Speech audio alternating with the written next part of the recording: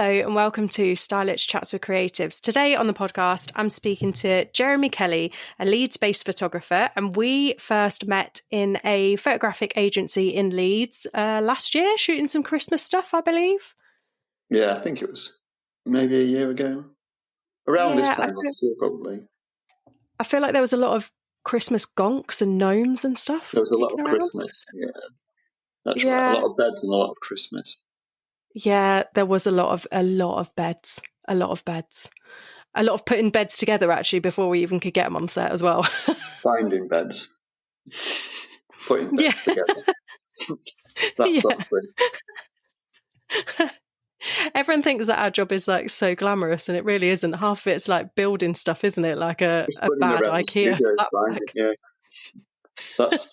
That's basically it.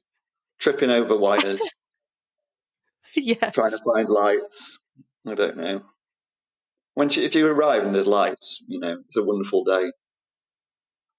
That's what Yeah. I'd say. Yeah. And if, heaven forbid, if you need a spare C stand, no luck. No, you're Ever. not getting one of those. No, definitely not. Definitely not.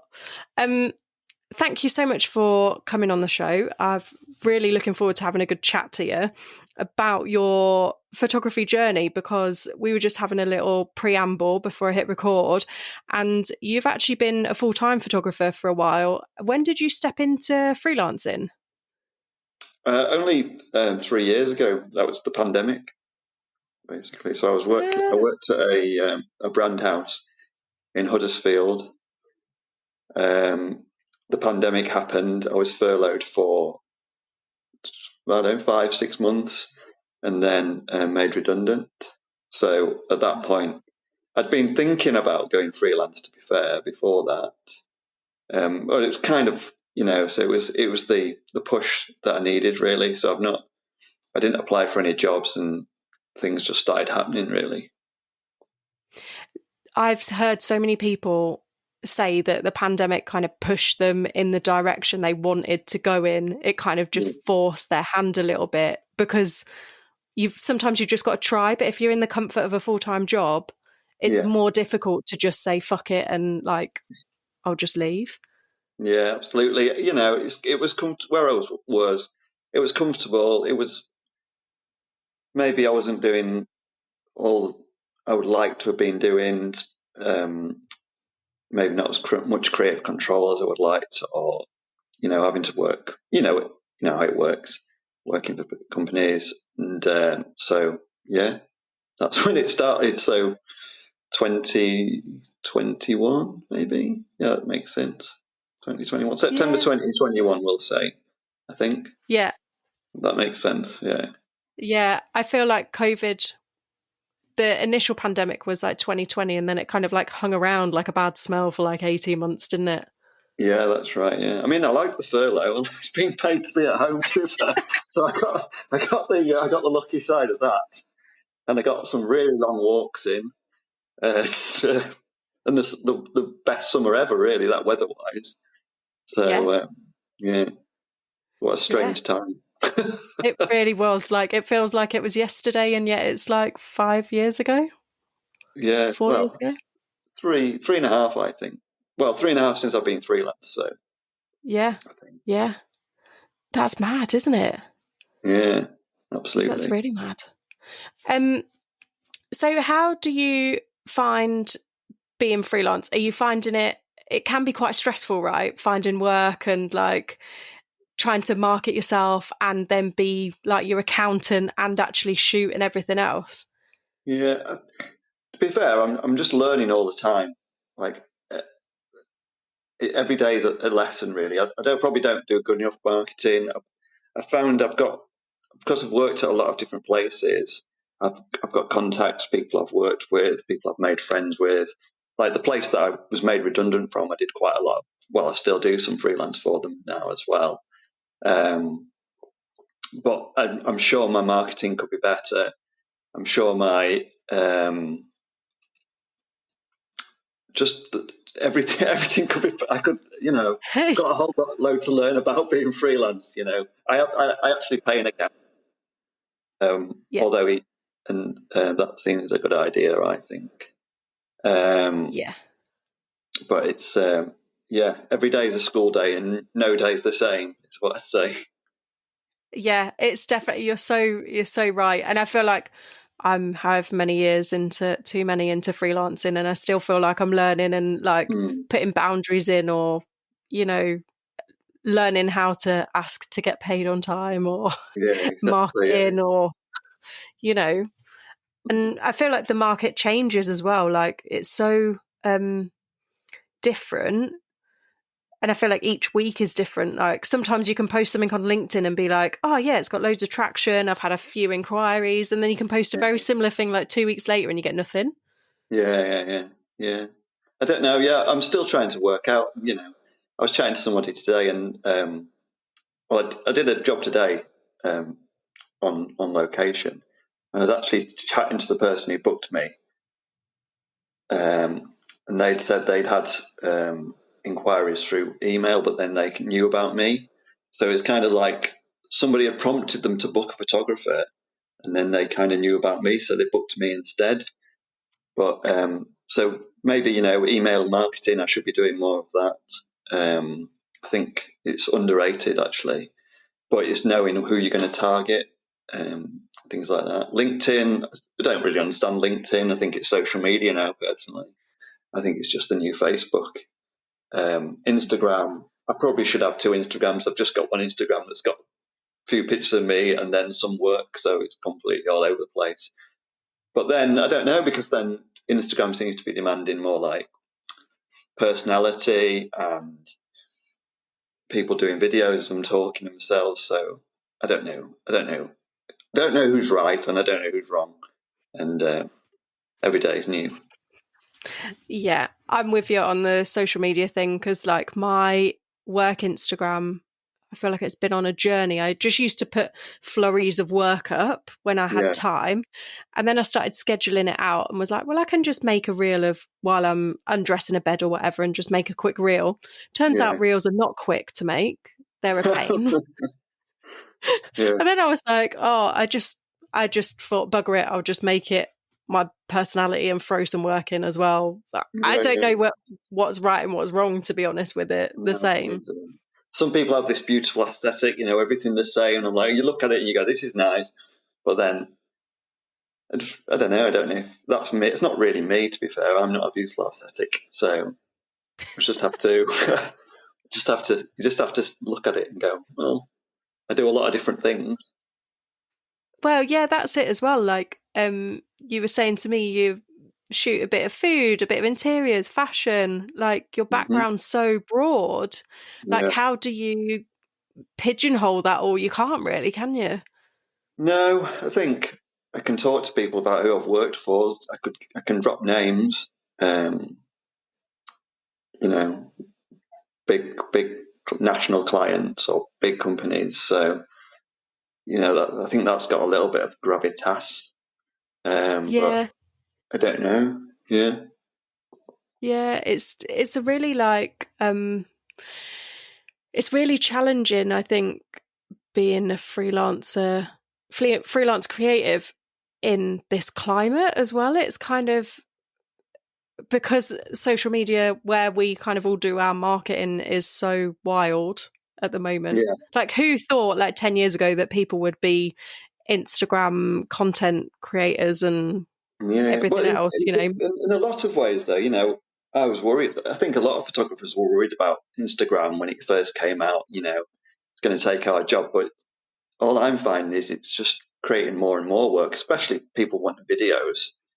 So, you know, it's just demanding more and more. And I've worked for some agencies in Leeds, and we spent a day making I can't believe the amount of money they spend actually, like making like a 30-second or 20-second video for Instagram. But if it's a big brand, I don't know. It's very interesting. Yeah, I How, think that side of it is like how they're pushing sometimes tens of thousands into a minute's video, 30 seconds video. but if in the end, it might be worth it. So that. So marketing works, doesn't it? Instagram works. Well, I think it works. Yeah. Social media works. I always ask I don't people have if any it's a new. answers. No, same. And I ask people if how they found me. If it's a new client, I'm like, where did you find me, so that I can kind of vaguely see Yeah, which yeah. part of my marketing is working, because Mm-hmm. I don't know. I'm stabbing in the dark. Yeah, exactly. Yeah. Maybe I need to have better analytics. I don't know. So I mean, they're also confusing as fuck, those analytics. You look at them and just go like, pfft. yeah, that's true. That's true. I've got one of my friends did helped me with my website, so that ranks quite well in Leeds, and I do get some That's through. good. Yeah, I've got a friend who's good at SEO, so big up Adam. That's a hand. That's a handy friend though, because I feel like, again, that's a whole nother kettle of fish, is SEO and having the right copy on your website and things like that, Yeah, isn't it? big time. Yeah, and you can work, you can spend hours on that sort of thing. So Yeah, yeah. Again, it blows my head off. I just write like I talk, like hiya. until you get something, yeah. Yeah, Yeah, well, they do say just lots of words. Google likes words apparently, so it likes blogs and things like that. There's a tip for you. yeah. I best start blogging. I'm not sure anyone would want to read On your it. website, yeah, on your website, write blogs. Oh, yeah, it'd just be like me nattering on. I think people would just be like, "Oh God, Charlotte, shut up." Maybe just get this transcribed afterwards and just put it on there so someone can read it if they want. Yeah, that's quite a good idea, actually. Damn it! Be like a be like a little script, wouldn't it? Yeah, exactly. So have you always been into photography since you were a kid? I don't know really. I don't think so. No, I was thinking about this before we agreed to do this. Like, where did I come from? Where did I start? I think I was a kid. I liked to play. I just liked playing. Really, playing football. I liked most sports. I liked hanging out with my friends. I don't know, and then went to college. Well, went to sixth form college. Met some. Well, went to sixth form college at the same place I went to school, but made some different friends. Got into music quite heavily. Got into a band. That was quite fun for a while. We played a few places in the city, but we didn't make it big. But it was quite cool and quite interesting. Um, Still in contact with some of them guys. And then somehow I got into university because I'm not academic at all. I got into university through sort of computers. Basically, I was quite into computers. And yeah, went to Leeds University. Did a degree called Digital Media and Culture, which was pretty vague, but it was basically website design and multimedia authoring. So things like Flash, if people remember that. Was it Adobe Flash? No, Macromedia Flash. Yeah, I remember. Yeah, Macromedia Flash website. So that's what I learned at university, and also in the same thing was things like Adobe Photoshop and there was another one. There was a few. Dreamweaver, which was a website creating software. I think that still exists actually, but I never really enjoyed the sort of. I was never going to be a website programmer because I don't like coding. Basically, I don't like backends SQL, any of that.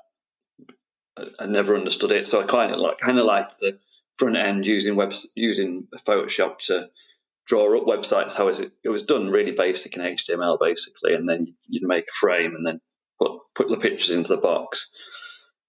I mean, and then that we used some of the first digital cameras. They were They were like they were. So this was 2000 to 2003. Yeah. So we used very early Sony digital cameras they had as part of the uni, and they amazingly the disk drive was 3.5-inch floppy disks that went into them. Yeah. So the files were tiny. But there's kind of a bit of a fashion for that now, old digital cameras. It's kind of a thing that's happening. So I used cameras like that. And that was probably my first. And some of the elements of the degree were doing montages. So take the digital camera out into the street, take some pictures with that, and then create something in Photoshop, basically using some of the photos I made. So bit crazy the stuff I make. When looking back at it, it's a bit nuts because I enjoyed university a bit too much, to be fair.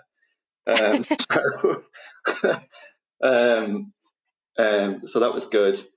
And then I got a degree, and then ended up working for companies, website design companies. So I worked for one. So I'm from near a place called Beverley in East Yorkshire, and I actually got a job at a place that was based there, and this was 2003, 2004. They were making, this was really early e-commerce, really. So one massive UK-based retailer, and I was working for the company that was making their website. But I wasn't doing anything spectacular, really. I was basically just populating it with pictures. But it was a company that used to have a big catalogue. And everyone loved this catalogue. And the website was just the catalogue that was just basically like cut out, and it was basically like looking at a catalogue on the web, if you know what I'm talking about. So I worked for that company for a while, and then I remember working there and thinking, I'd like to take photos for that company. I'd rather not be putting the pictures on this website. I'd rather be taking the photos that are on the website. So that was kind of a bit of inspiration. And then I left there, and I actually so this was kind of my first way into photography. Was I got a job because that job wasn't like it was almost like freelancing. It was like they'd ring you and say, can you work? But it was like a job. It kind of was. It wasn't self-employed, but it was kind of. I worked there, but it was very unreliable, so that's why I left. Because it was like, work 10 hours this week, work 20 hours, work 50 hours this week. Oh, there's no work next week. So it's like, well, that's not really. And they'd never offered me like a full-time contract or anything. So I was like, I can't really work like this. So I left there, and I got a job in York for a small. A sort of really small, really old school photography company, and I was the Mac operator there. So the guy that worked there was still used film. He was one of the last. He was just telling me at the time he was on the cusp, like the last where digital cameras hadn't quite caught up with film yet. Still, so it was the line between the two. So I worked there doing. So my job was the guy did really boring like school photos or group photos of like military personnel all in a line or something like that. And my job was to scan so they had a lab in the place as well. They'd scan the film, and then they'd develop the film in the lab. Then I'd scan the film on a big Mac with a scanner, and then we'd do things like just photoshopping it. So things like it'd take a few exposures. There was me and another guy that worked there, but we'd like if someone's eyes were closed, we'd swap eyes from other ones and stuff like that. So it was kind of rudimentary, but what Photoshop was it was very much like fixing issues that maybe you would have done in a lab, really old school photography. But I've never actually done like that. I was on the cusp, and that's it was annoying because things like if there was a hair when you scanned it, if there was a hair on the thing, it was a pain in the backside. So I worked there and kind of got into photography that way as well. Started I think I bought a camera maybe, but I've never been mad about equipment wise. I'll use anything really. But I think I bought a DSLR when I was working there. Started doing some stuff. I got a picture on the One Show. Did you? Yeah, a wildlife picture. They had a wildlife competition, and I'd taken a picture of some pigeons having a fight, and and submitted it to the One Show, and it got onto the One Show, so that was good. So it was showed on like BBC One at prime time or something. That's really funny. That it was pigeons fighting. Yeah, two pigeons fighting. I think I called it that. The title was it. I don't know. It was like wildlife competition. I'd got this picture. Yeah, I think it was called Pigeon versus Pigeon or something. I don't know, something like that. So I did that. So I got into that, and then that company, the place I nearly said its name then. I think it still exists. Actually, I drove past the other day, but I don't know because they were the guy who owned it was like selling the company. I remember going to like this meeting with everybody who worked there, and they said, "Oh, we're going to sell the company. Does anyone want to buy it?" I was like, "Well, no, I don't want to buy this company, but maybe we thought about it, but it was never going to happen." So I left there, and then went back to the place that did the catalogue a bit for a while, and then I was applying for a job at somewhere else, a big electrical retailer, for a different job. I didn't get the job because I thought it was to do with like website stuff.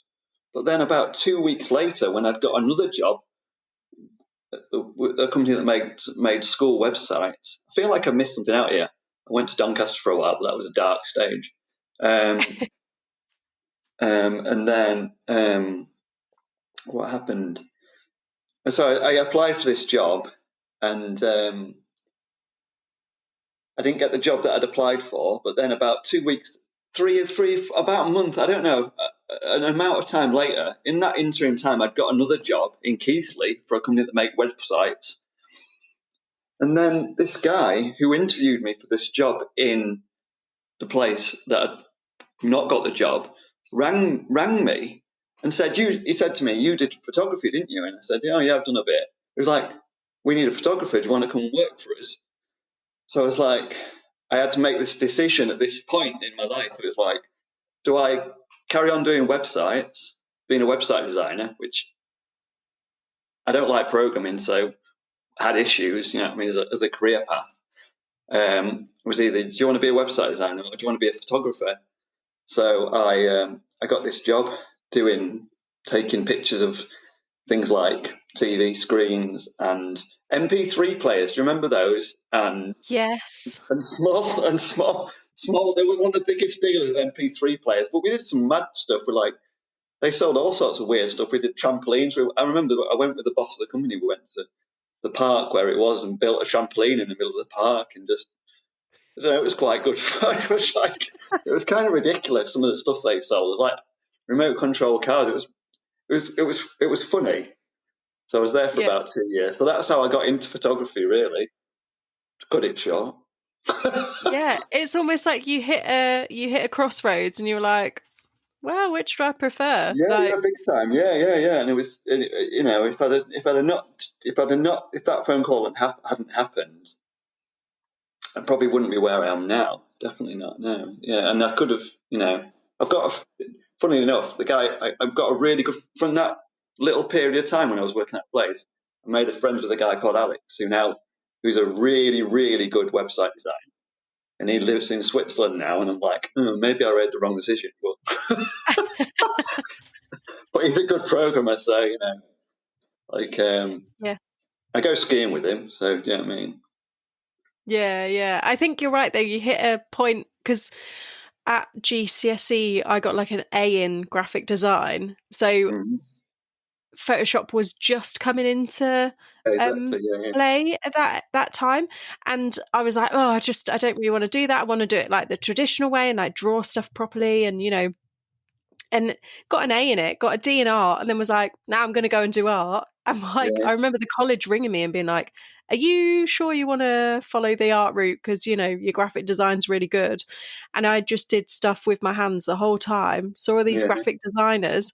And now I know loads of graphic designers and I'm like, damn, did I miss a trick? Should I have gone that way? Did I make a bad decision here?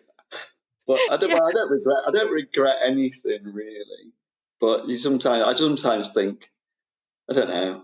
I don't know. I've done some pretty cool things through photography though, so I'm not complaining. So yeah, I did that for a while. I was there for about 2 years, and then do you remember the financial crash Yeah. in Yeah. 2010? Was it around then? The Yeah. final. Well, that was a About reason. 2008, something like that. Yeah. Well, the company I was working for made me redundant, blaming that because of the downturn in the economy. Um, so then I don't know what I did for a while. Oh, I worked in IT support for a year. We don't talk about that. And then and then although I worked from home, and that was years before anyone else worked from home. Did like this voice over IP. That was cool. Working from home, it was cool for a while, and then you realise you hate working from home. Yeah. I don't know if people realise that now yet. So I did that for a while, and then I got a job for. I ended up working for a. Well, they don't exist anymore. A company in Leeds called Arc. They had shops in. Well, they were based in Leeds, but they had shops in Nottingham, Manchester. They were quite cool. They were a bit like Topshop. Had some quite cool brands at the time, and they had their own brand, and they ended up selling through to ASOS. And I worked there for a while. Started just doing anything in the warehouse and anything, and managed to get told them I'd done some stuff photography wise. And in the meantime, I'd done some other photography. Like I did one year, I took pictures at London Marathon freelance, which was quite a cool experience. That's Taking cool. pictures of loads of people when they've just finished a marathon is not something I would recommend because they're not interested at all, and half of them can't stand up. But you're taking thousands and thousands. So I'd still been doing photography, but just and like bands. I've always been into doing shooting, like music photography. So I'd done some bands and some friends and stuff like that. It was cool. Yeah. Anyway, so I ended up working with uh, this place called Arc. I've got some great friends from it now, and it was a hilarious place to work. Maybe about 3 years, 2 years of that doing photography there was like four of us, and we would do the photography, put it onto the website, name it. But we were quite early. We were also this is I don't know 10 years ago. We were quite early in the getting online retail. Really, the company they were Mm. quite early with it. So I worked there for a while, and then that company got bought out by a big company that I went to work for. Oh, Yeah, I see. Because I remember ASOS when that first came out, I don't know, early 2010s, and it used to be called As Seen on Screen. Everyone yeah, was like, yeah, have you seen As Seen on Screen, As Seen on Screen? And like, I I didn't get into styling till 2011, 2012, something like that. So I was yeah. like just out. I don't know how long the financial crash really lasted for. I don't really fully remember it, but Yeah. um, I feel like more people going online after. I just think it was. I just personally, well, because I've got sort of a bit of an internet history, so because of my degree, we learnt about. We didn't just do design; we talked about the internet, what might happen with the internet, and I just think it was just things like better internet speeds. You know, people having websites that were selling stuff, but also people being able to shop on their phone. It just got easier and easier and easier. It was just a matter of time, really. I think the internet shopping thing because it's so convenient. Although I hate internet shopping, um, but I think it was just I think convenience. I think sometimes, but I think it was just inevitable, really. It was going crazy at this art place. Like it was mental. Like we couldn't almost sometimes couldn't deal with it. It was the amount of stuff selling out all the time and things like that. So yeah, it was Yeah. interesting, very interesting. And it's kind of good that you've had that background of uploading and naming everything into the website anyway, naming it, because that's like a massive part of a photographer's job now as well, is like making sure the file names are correct, and that's quite. It was funny. I worked with this girl called Kim a lot, and she like ran the women's wear, and there was a guy called Ben as well. But we'd also have to write descriptions. So we also wrote the descriptions. We'd upload it, write descriptions. And I don't know what the difference between a girl's different tops are, whether it's a halter neck or it's a whatever. Like, so I'd just sit next to her going, Kim, what's this? And she'd get furious at me going, you know what that is? I'm like, I don't know what that is, Kim. I'm just like so it was a funny time. But yeah, descriptions aren't my forte. I'm with you. I tried copywriting and I was so bad at it. I think two of my good friends are copywriters, and they were one of them was a head copywriter at this company, and she was like, Charlotte, I just need your help. Can you just copyright for the day? And I think I was supposed to do like 75 items. I don't think I hit 30 because I just found it so hard. I was like, how do you describe another checked shirt? I've just done like 10. They're all bloody same. Like, I don't know how to describe it. Sparkles. I don't know. Yeah. It's just different words in a line. Like, I don't know. Nobody reads them anyway. They just look at the pictures. So it's like, anyway, what colour is it? Yeah. Green or black? I don't know. Blue or black? That was the argument, wasn't it?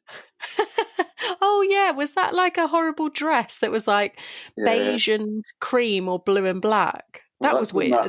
That's been my whole life, is trying to work out, people trying to think if things are the right colour. And then I just like, well, everyone looks at it on different screens anyway. So, like, how are you ever going to get it right? I don't know. Like, everyone's phone's a different colour, everyone's laptop's a different country. When it was print, it was more important, but now it's much more interesting. Yeah, I think definitely you can send something, your screen can be calibrated and it can all look incredible. It can be colour balanced.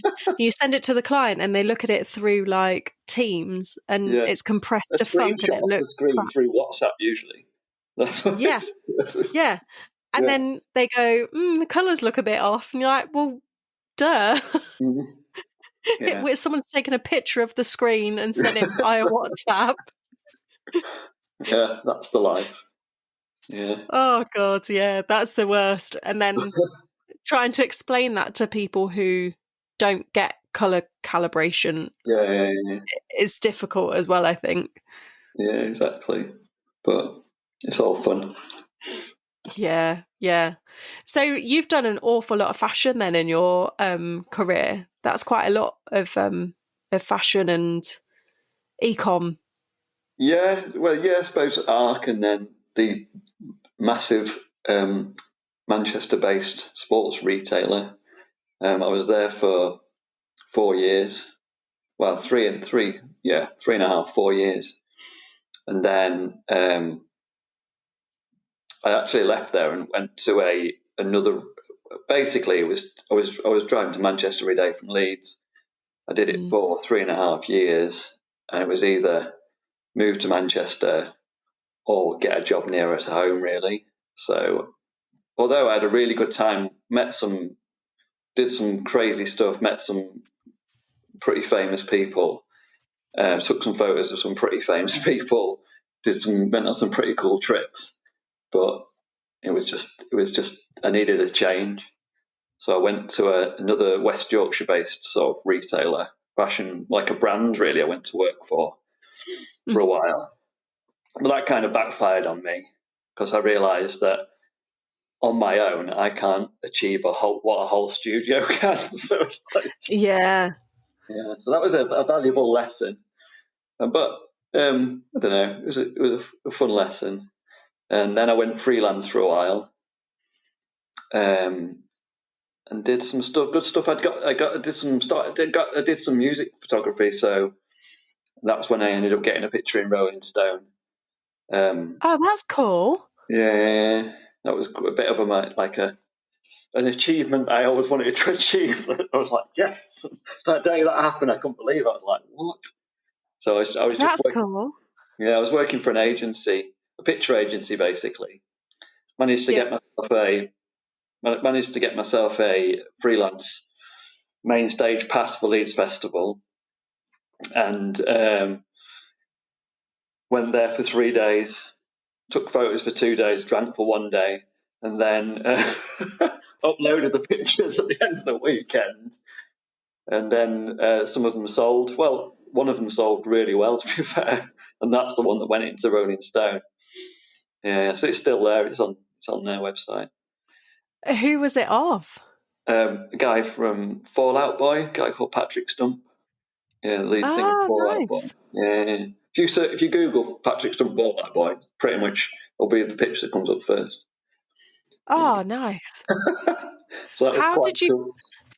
How do you find shooting at music gigs? I guess it's a different ball game, isn't it? Yeah, it's completely different. Yeah, I mean, fun. I think that's how I got into my main passion when I first did photography was I got a pretty cheap DSLR and I got a really nice vintage lens that fitted. It was a Pentax one actually, and it fitted onto it, so you could use these vintage, really wide aperture lenses. And I'd go to gigs, and you just want a lot of depth of field. You're working. You usually can't use flash. You're usually working in like low light, and then it's fun. It's fun. Like it's good. You don't. The thing you don't realize when you're doing music festivals, especially one like Leeds, is they only let you do 3 songs, and then you're off. Yeah. So Oh, really? you get funneled in from like the press area, which was pretty cool. Had a fridge full of beer. You get you get funneled into the front. Well, we were main stage front, right at the very front of the main stage. You go into there, 3 songs, and then you're out, and then you go into the press room or you do whatever you like. But I had a full backstage. I could go anywhere basically, so that was pretty cool. So I ended up going on the sound stage for Kings of Leon, which was one of the like best things that ever happened. It was amazing. That's so cool. Yeah, really cool. Especially like I really like that band, so just Yeah. being up there. I think I was just up with her with like members of like girlfriends of the band or something. I couldn't really work out who it was. I wasn't taking photos, so I was just up there, just like enjoying it, just thinking this is amazing. Yeah, That's really cool. That's so like those kind of opportunities, you think they just land on your lap sometimes like that. You're like, oh, well, I'm here and someone's inviting you up onto well, like, I didn't really get invited up. I just used my pass to get up there, but yeah, it was I just tried my hands really. So, and I got in there, but yeah, it was just like crazy, like I don't know, once in a lifetime opportunities, really. Yeah, so yeah. that was good. And like that's just proving the point that if you don't ask, you don't get. Yeah, big time. Yeah. I actually remember years before. So I was. This was before I'd done any photography. I was interested in doing gigs and stuff, but I didn't know what. I didn't really understand how you're meant to make it as a photographer. And I went to a music festival in Leeds. It was called Across the Tracks. It was probably about 2007 or something like that. I'm not sure. But there was a girl there working as a photographer, and I just asked. I was like, I just went and approached her. I was like, how did you get this job? Like, do you know what I mean? Just like she wasn't very helpful, really. She just said buy loads of people drinks. I was like, oh, okay. That'll work. But I don't think that's the actual right bit. I don't think that bit of advice helps. To be fair, but yeah, I remember thinking this would be a cool thing to do at some point. So, sort of, it's kind of a bit of a push.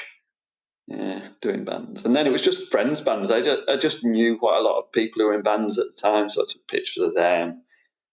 Went to gigs, things like that. It was never really made any money out of that. To be fair, didn't really make much money out of the Rolling Stone picture, if I'm being honest. But it's a pretty cool thing.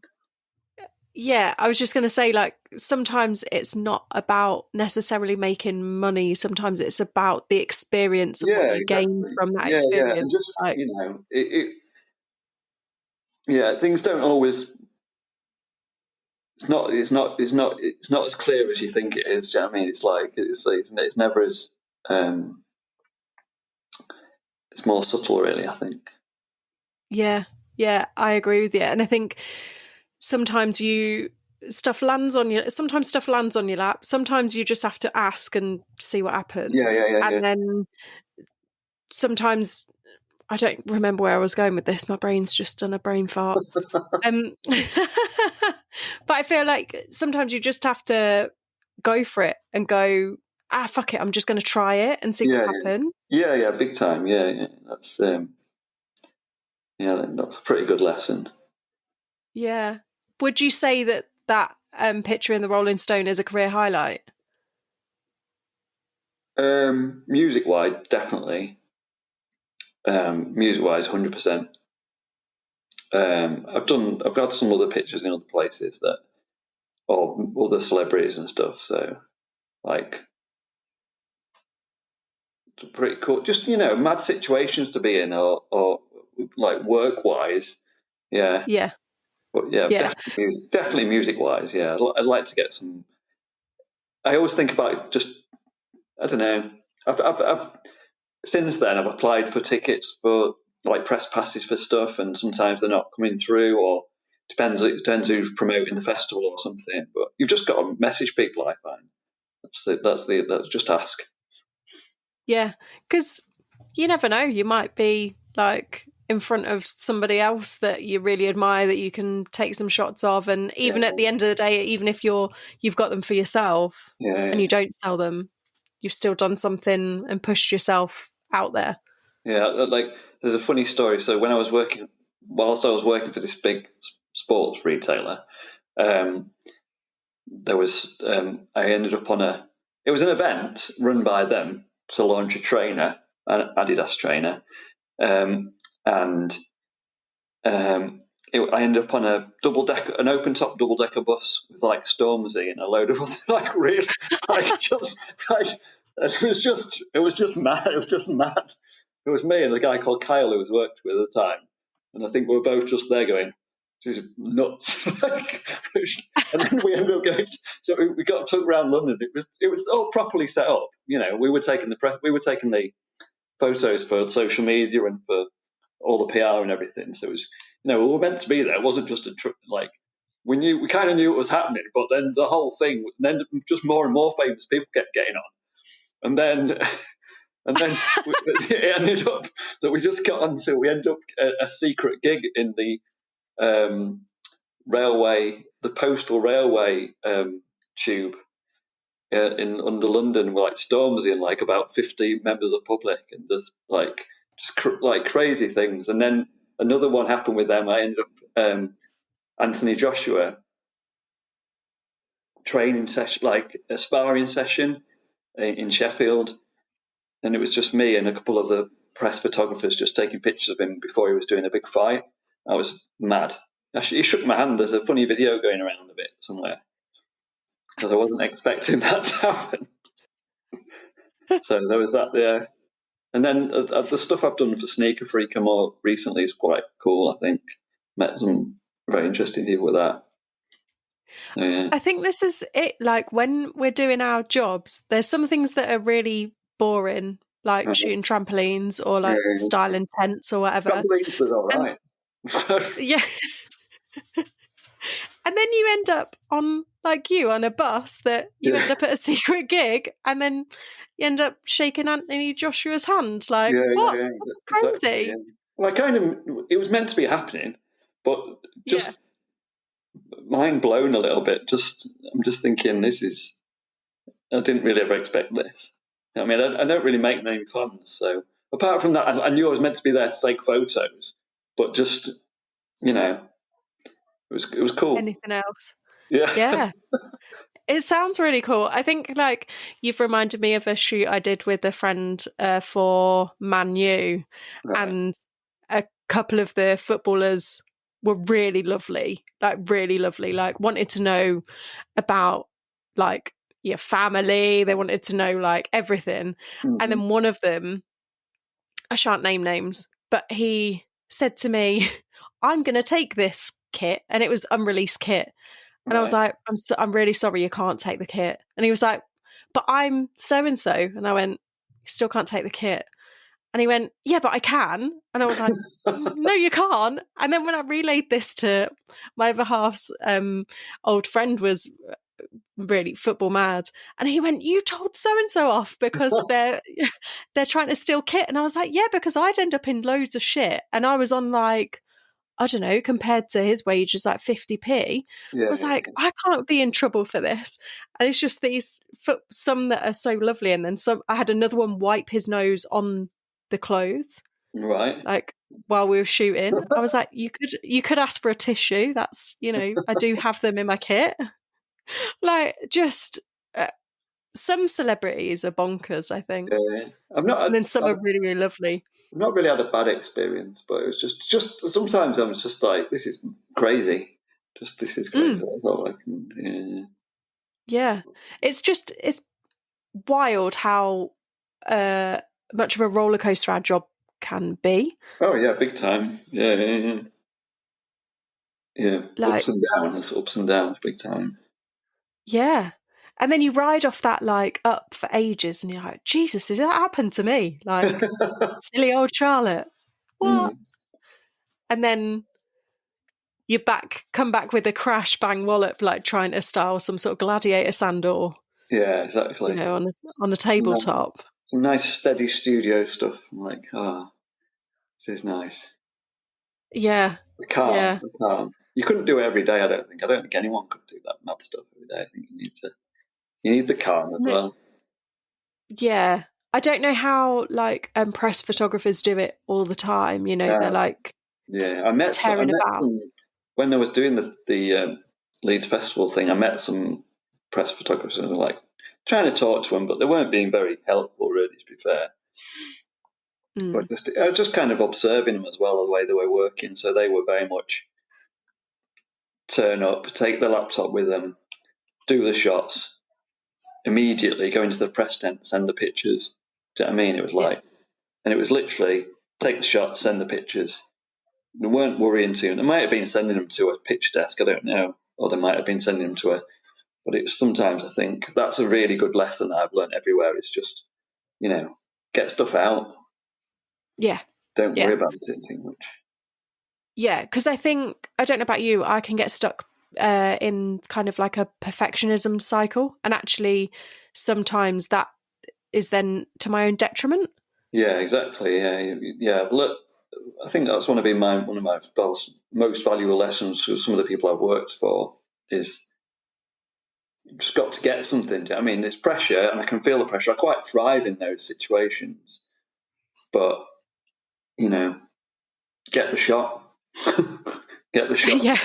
get the shot. Yeah.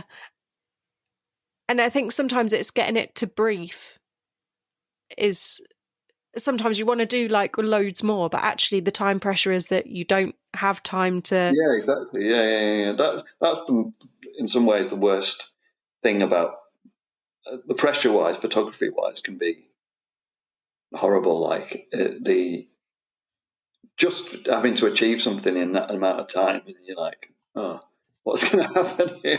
And you don't know what you do. Sometimes you don't know what you're going into, and it's just like this is Yeah. this is a I don't know. Just got to get It's, something. If yeah. if anyone's I listening think, who's interested. yeah, I think that's it is what, like sometimes when you walk into an agency, say, like where we met or another different photographic agency, and maybe you don't get the brief before you go Mm-hmm. in. Mm. And then they go, oh, you've got 10 shots today. Should be easy. All your products should be there. Yeah, Should. yeah, yeah, yeah. And We're then back you're to like, finding beds again. Yeah, yeah. And you're like, oh, bollocks. Now I've got to make a bed. Then I've yeah, got to dress it. Then you've got to do, and before you know it, 4 hours is gone yeah, and exactly. you can't shoot the 10 that they want you to because you've lost that time. Yeah, exactly. Well, it was good. Yeah. Yeah. It's nice to execute other people's briefs though to like a nice standard and Oh, have absolutely. them, you know, And also have a little bit of creative license sometimes is quite nice. When they're like, we kind of like this and we kind of like this, but can you join them together? Yeah, bring the vision. Yeah. Yeah. Um, so what's your favourite thing to shoot? Do you have a favourite thing to shoot? What's my favourite thing to shoot?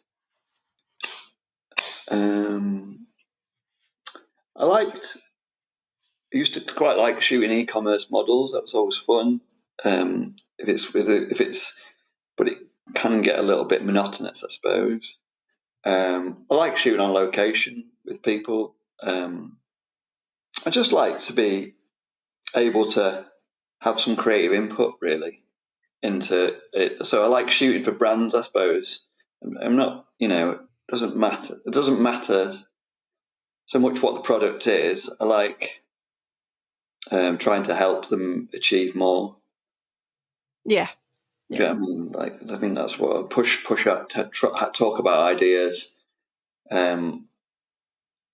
put the vision into place. I don't know if I've got a favourite thing to say. I might say, oh, it's music, bands, or it might be one day it's music, one day it's I do a lot of food as well. So maybe it's some food, or maybe it's I don't know. I like variety as well. So Yeah, I think it's nice to have lots of different variety as well because, like you, if I do, say, years ago, I just used to shoot ecom fashion and still life, like model. yeah, And you're right, it can get quite monotonous. I mean, this is back in the day, though. This is like 2010s where everything was very static. yeah, exactly. I really And like straight line, like yeah, you know, yeah. And it's a lot more relaxed now. I think it's a lot more natural. yeah, exactly. Yeah. Um, but Well, it that is might good come to back. don't put that out into the universe, please don't. Those No, I words can't cope. reshoot. The reshoot words. I couldn't handle it. Oh God, the pinning of trousers. Jesus wept. Oh God, Trousers. you've it, huh? Isn't like trousers are quite in at the minute, aren't they? So like, isn't that a Yeah. like? Well, we used to have to pin them like down the back, and like even on like models, they'd just not quite fit right, and then you'd be pinning them super tight, and oh God, they wanted no creases, and we were like, please don't bend your knee, Yeah, yeah. don't bend over, Don't don't sit move. down. Yeah. Um, but yeah, God. And then trying to do suit trousers on a mannequin, like hell on earth. Fighting a mannequin. I've spent a lot of years fighting mannequins. Yeah. Like fighting a mannequin, like picking them up, like Yeah. like breaking arms off, like doing that, like done. Oh, spent years of my life doing that. Yeah. I've actually pulled my shoulder a bit recently from having a fight with a mannequin Oh, because they're like too heavy, and yeah, then you're like shimmying them round to get the trousers on or whatever, and then I think to myself, it's all right, I can just sling that back up, thinking I'm still 20. I am yeah. not still 20, and I'm like, oh, why does that hurt a bit? It's from slinging a mannequin around the room. I never realized. I learned so much about mannequins when I went to when I got this brand that I went to work for. Basically, they wanted everything to look really straight, and I didn't realize at the time how retouched the pictures were. I thought they were just on a mannequin, basically. But it turns out, because funnily enough, they showed me some examples of a brand that they wanted their pictures to look like. And since leaving that company, I've worked at a company, another agency that shoots for the brand that they want. So I know exactly how it's done now. And it's Yeah, like ridiculously retouched, like um, mad amounts of retouching. But I had to buy these mannequins and I kept on ordering mannequins. We put the clothes on and we're like, it doesn't look like any human body I've ever seen in my life. Do you know what I mean? It's like, and then you realize there's photography mannequin. So I thought you just buy a mannequin, but then you have to order these very expensive photography mannequins, and they're still really unusual. So it's like, yeah, I was just like, how do I achieve this? I couldn't understand it. I know now how it's done, but at the time I was just so confused. To spend hours on it, I was like, I'm spending way too much time on this. I need to do 10 of these in a day, and like, Yeah. yeah. So mannequins and me, we've got good history. You know what I mean? But we know each other inside out. I've I had like, battles with mannequins. yeah, often you'll lift one up and the arm falls off, the neck Uh, falls out, oh yeah, a I've bit had, chips off. you know those ones that you've got the neck that remove that comes out. Yes. I've had one of those drop on my toe before, and that is a very, very painful experience. Ah, they're horrible because they're so heavy as well. Yeah, Because they have like three. I'll just describe to listeners. They have like they don't have a head on them. That's kind of like got a flat neck, and then that bit comes out, and yeah, then like kind of from the collarbone comes out, and then goes all the way down to like where your ribs would be comes out, and that chunk and they is weigh a so ton. heavy. Yeah, Yeah, they do. And they've got like dead straight legs. They've got like no ankles or anything. They just go like dead, like big tubes. yeah, And the arms are dead heavy. They're all magnetic, aren't yeah. they? And And when you're putting them on, you just trap your fingers in the arms every day, probably like twice a day, yeah, or some sort yeah. of the inside of that bit of skin there. I can't describe it. Oh, like in between your finger and your Yeah, thumb. That, oh, it snaps oh, on. Like yeah. like what? Again. Or, or you turn the mannequin upside down to put like the trousers on, and then Yeah, you like grab it, the trousers and the mannequin like in its crutch to get it to swing it back up again, and yeah, then your hand gets stuck in between its yeah. legs, It's and like then the that. trousers crease. Like, oh god, Yeah, yeah. I know mannequins. Yeah. we're not selling the mannequin lifestyle here, are we? Good. I don't want anyone to take photos on mannequins ever again, to be fair. Just use models, please. Or do flat lays, I don't know. Like, who Yeah, uses that? they are a pain, and also like they're so you're so right with their like proportions. Their dimensions are really weird. It's like two Yeah, triangles like yeah, together, the men's one and the and women's one, but the men's ones are like the super men's heavy. ones they add extra shoulder, Yeah, and then he's exactly. like 6 foot wide. You're looking at it going, this doesn't, I've never seen any human being that looks like this before. No, and then it creases. You put a shirt on, and they'll be like, "Can you make sure the top button's done up on the shirt?" And it just creases across from the buttons across the shoulders because this mannequin's like the size 6'4" broad. Exactly. This is feeling a bit like studio life, this, isn't it? Yeah, exactly. Oh, yeah. It's nice that somebody else gets it. Gets these horrible mannequins. You can't see me, but So, yeah. And then my one final thing is when you put a mannequin on its stand and it starts to wobble, and then you have to get that classic wedge of cardboard oh yeah, underneath one of the feet so it stops yeah, wobbling. Oh, yeah, and then it's treacherous as to whether it's going to fall on your head or not as well. yeah. That's oh yeah. Can we move on? Oh. Yeah, you've got trauma.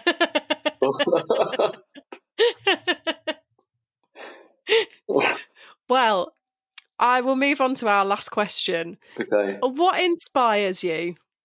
What inspires me? Mm, What inspires me? What in photography or in life? both, any which way you want to answer. I suppose if it's in photography, I guess just making things look nice. I suppose I don't know, trying to do justice to the product, especially if it's something really nice. In life, what inspires me?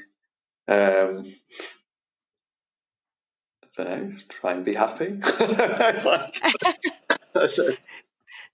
That's a good answer though, because I think a lot of things stem from our happiness, right? Yeah, exactly. Yeah. Try and enjoy my work. I suppose. I think that's something that inspires me. Obviously, do a good job, obviously, but Yeah. satisfaction, getting satisfaction out of a good job and getting the job done and the client being happy is actually quite nice. and getting some good feedback is good. Which is a funny thing. I don't know. To be fair, I was going to say sometimes as a freelancer you don't get feedback. You might go and work somewhere for a month and then never hear it, like never hear again or something. It's like, was that okay? I don't know. Like they called me that. I don't know. But then saying that, I've worked at so many places, and then sometimes you feel like you don't get the credit you might like or something there. So I'm not sure if that's any different, really. Maybe sometimes you feel a bit more taken for granted. Maybe I don't know if you work somewhere. I don't know. But, Yeah, I think for me it's important to be told, "Oh, thanks for today. Thanks for coming in today. Thanks for your help." Yeah. Sometimes that's all it is that actually makes you feel like part of the team, even though you're not there full time. Yeah, exactly. Yeah, that's nice. Yeah. Yeah. And I think getting that nailing the brief is quite good, isn't it? It's a good feeling when they come back and there's like no amends and you're like, yes. Yeah. Like we I got like it. it, to be fair, I like it when, from a photography point of view, I suppose styling the same. But I quite like now if it's like a lighting brief or something. Someone says we want it to look like this. I actually really like that side of it now, of studio lighting, or even if someone says make it look like this lighting wise, I quite like matching lighting. I've done some interesting stuff like that, and I'd like to do more of that in some respects, like just have time as well to set up really nice lighting. That's something that I find is, I don't know, I think people could do a lot more with lighting these days, but I think there's a lot of a rush to get things. So I think that's I'm not sure it inspires me, but it interests me. Yeah. I like matching lighting and things like that. I imagine matching lighting is similar to trying to match styling in the sense that sometimes it's like a puzzle where you're given part of the picture, the end picture. They'll say, mate, we want it to look a bit like this or something. And then you've got to Yeah. go and find, style it. Obviously, to be fair, I like working in studios because I get to work with other creatives. So I love working with a good stylist. I love working with a good retoucher. Um, art directors, things like that. I think that's something I do miss, to be fair, for being freelance, is working with people or just having a bit more time to think about things. Sometimes, so having a bit of time to think about it, to plan it.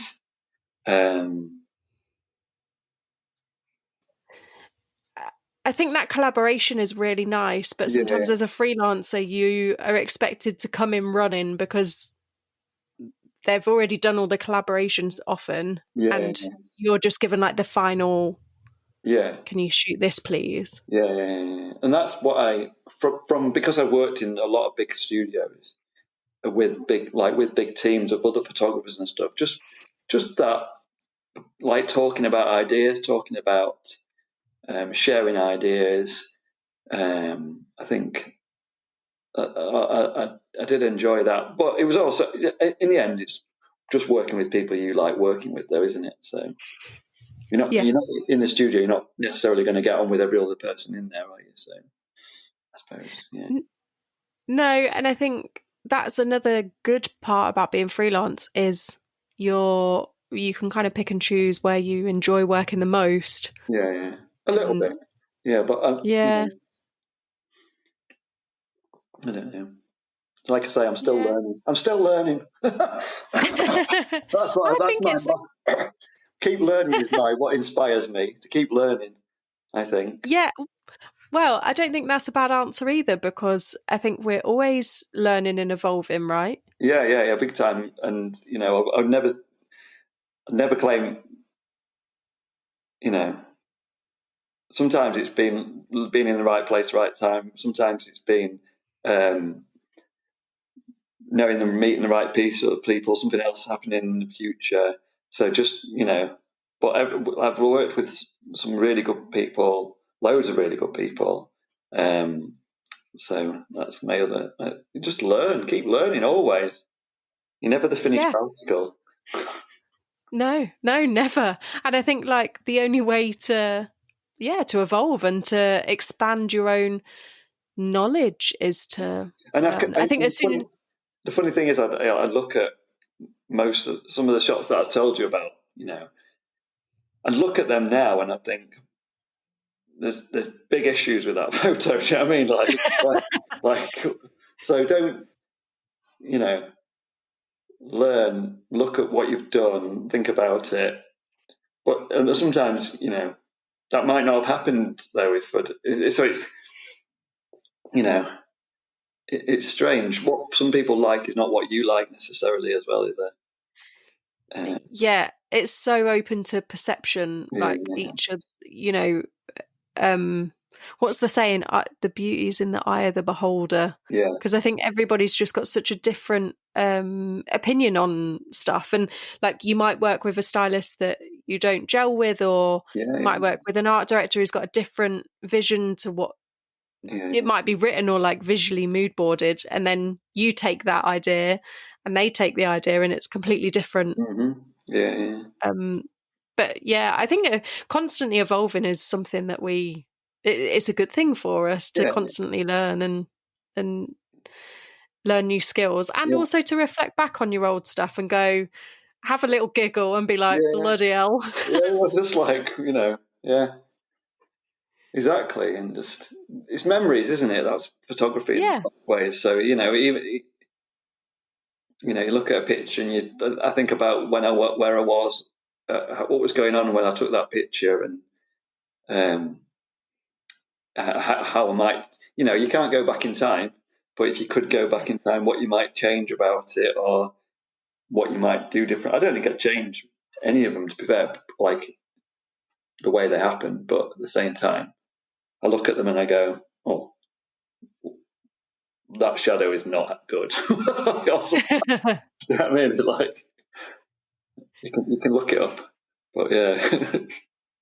But I also think that sometimes like the fashion changes in because a lot of what we style and shoot is for a consumer and it's led by trends. Oh yeah. And then 10 years later, you look at it and you think, oh, fucking hell. Yeah. Was that really a trend? Yeah. But, technically it might all be fine, but it's just that it's shaped by the trends of 2012 or whatever. Yeah. I think that's something I've learned more actually, because I didn't study fashion, I've not got fashion photography background, but working in that and around it, and you learn, and it's not just clothes. It is, fashion's everything. Fashion affects everything. So you like enjoy doing house or like room sets, don't you, and stuff like that. So that they're constantly evolving, aren't they? Like, yeah.